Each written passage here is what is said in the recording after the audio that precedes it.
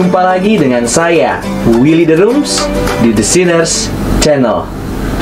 Sebab rancanganku bukanlah rancanganmu,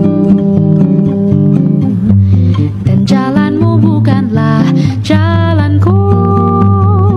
Seperti tingginya langit dari bumi, demikianlah tingginya jalanku dan rancanganku dari rancanganmu. Aku sanggup melakukan segala sesuatu, tidak ada rencanaku yang gagal. Percayalah kepadaku, aku tahu rancanganku bagimu.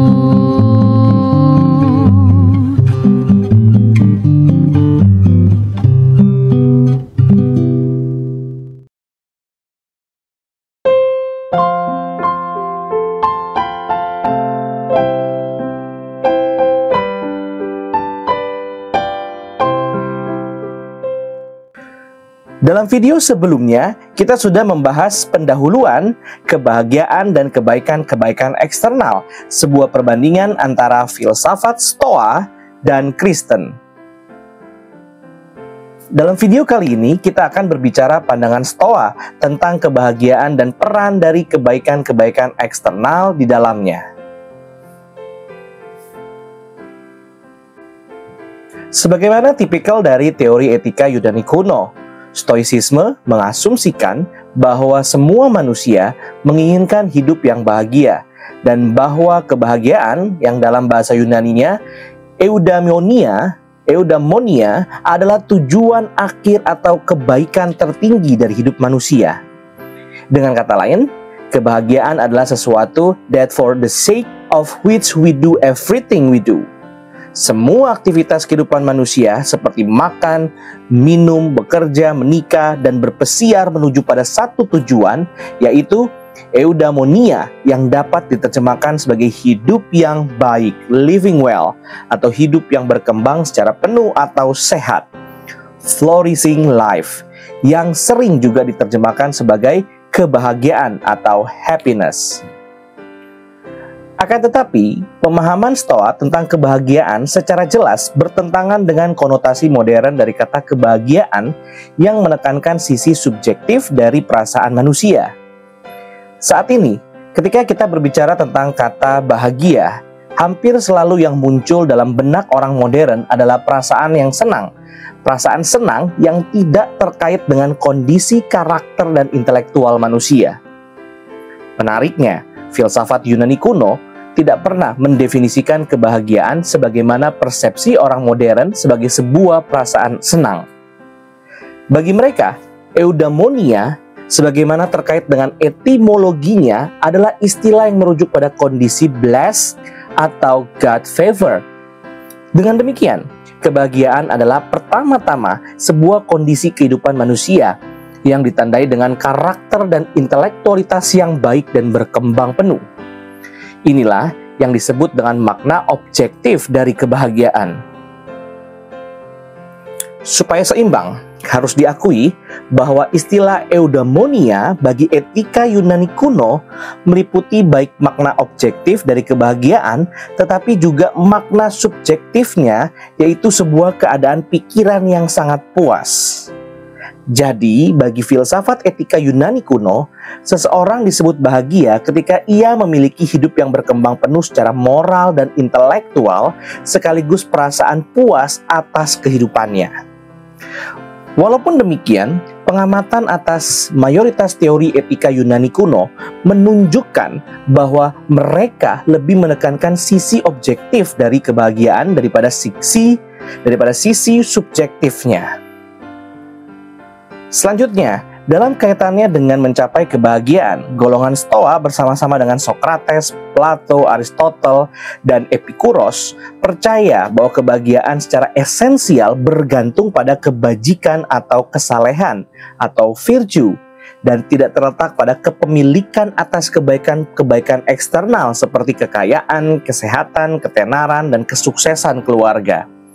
Akan tetapi, dalam menjawab pertanyaan, apakah kebajikan saja cukup untuk mencapai kebahagiaan? Terdapat perbedaan pandangan, misalnya antara penganut Aristotle dan golongan Stoa. Sementara, Aristotle percaya bahwa kebaikan-kebaikan eksternal memiliki peran tertentu dalam usaha seseorang mencapai kebahagiaan. Golongan Stoa secara radikal percaya bahwa memiliki kebajikan saja cukup untuk mencapai kebahagiaan. Kebajikan yang dimaksudkan dalam Stoicisme biasanya mengikuti Platonisme yang mengajarkan 4 kebijakan utama, yaitu kebajikan, keberanian, keadilan, dan pengendalian diri atau cardinal virtues. Menurut kepercayaan Stoicisme, kebajikan dan kebahagiaan terjadi pada waktu yang sama dan mengacu pada hal yang sama. Jadi, memiliki hidup yang bajik atau menjadi manusia yang berbudi luhur adalah satu-satunya syarat mencapai hidup bahagia. Tidak ada kebaikan-kebaikan eksternal yang diperlukan untuk hidup bahagia.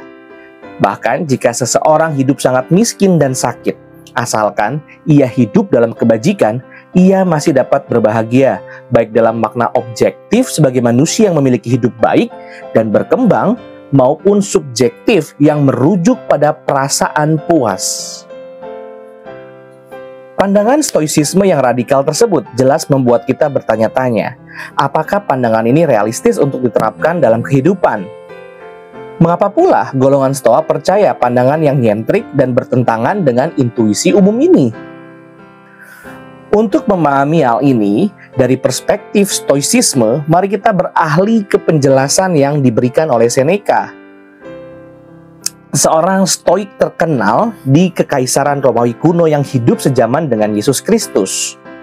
Titik tolak Seneca dalam mendiskusikan kebahagiaan adalah natur atau ontologi manusia.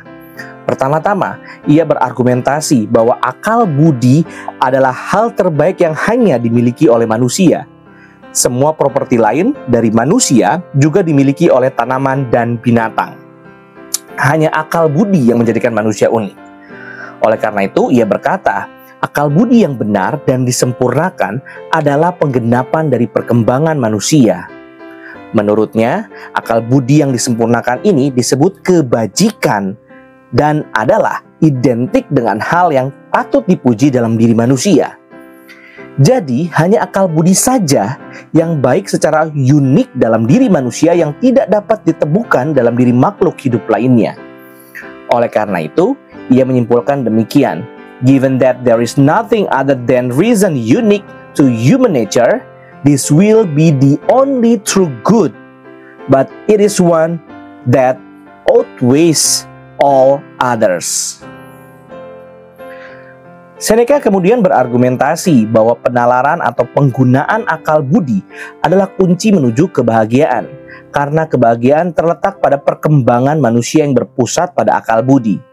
Ia berkata, since reason alone can perfect a human being, it is only perfected reason that brings happiness. Because it is the only true human good, it is the only source of the true human fulfillment. Sebagai kesimpulan, ia bersama-sama dengan filsuf Stoa lainnya percaya bahwa kebahagiaan hanya dapat ditemukan ketika seseorang memiliki kehidupan yang bajik dan berbudi luhur, dengan cara menerapkan akal budi yang disempurnakan dalam kehidupan sehari-hari. Selanjutnya, Seneca mengajarkan bahwa akal budi yang disempurnakan ini selalu bersesuaian dengan alam, sebagaimana tercermin dalam kalimatnya, "What therefore is reason? Compliance with nature. What is the highest human good? It is to conduct oneself in harmony with nature's will." Dalam pemahaman ini, kita melihat satu lagi aspek kunci dalam pandangan Stoicisme tentang kebahagiaan, yaitu mengikuti kodrat. Tetapi, apa yang sebenarnya dimaksudkan golongan Stoa ketika mereka berbicara tentang hal ini? Pada level yang paling sederhana, mengikuti yang alamiah berarti seseorang harus bertindak sesuai dengan natur manusiawinya sebagai binatang yang rasional. Jadi, mengikuti kehendak alamiah berarti menggunakan akal budi dalam menyeleksi objek-objek alam seperti kekayaan, kesehatan, dan kadangkala dalam menghindarkan diri dari kebaikan-kebaikan eksternal tersebut ketika standar moralitas memerlukannya.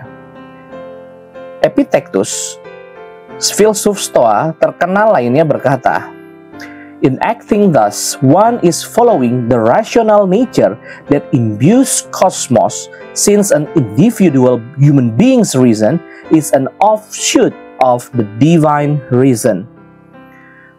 Mengikuti alam berarti mengikuti akal ilahi.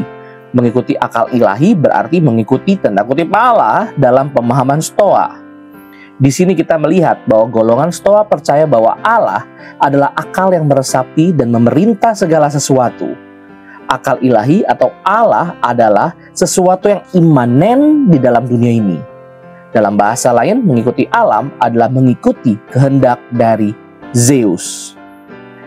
Sejauh ini, kita dapat menyimpulkan bahwa penganut stoisisme percaya bahwa yang pertama, kehidupan yang bajik atau saleh atau berbudi luhur adalah satu-satunya hal yang baik bagi manusia.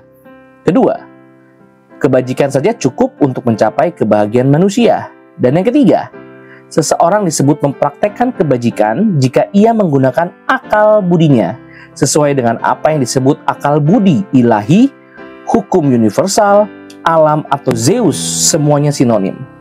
Dengan demikian, dua kata kunci yang mendefinisikan kebahagiaan dalam stoicisme adalah kebajikan, yaitu virtu, dan alam, nature.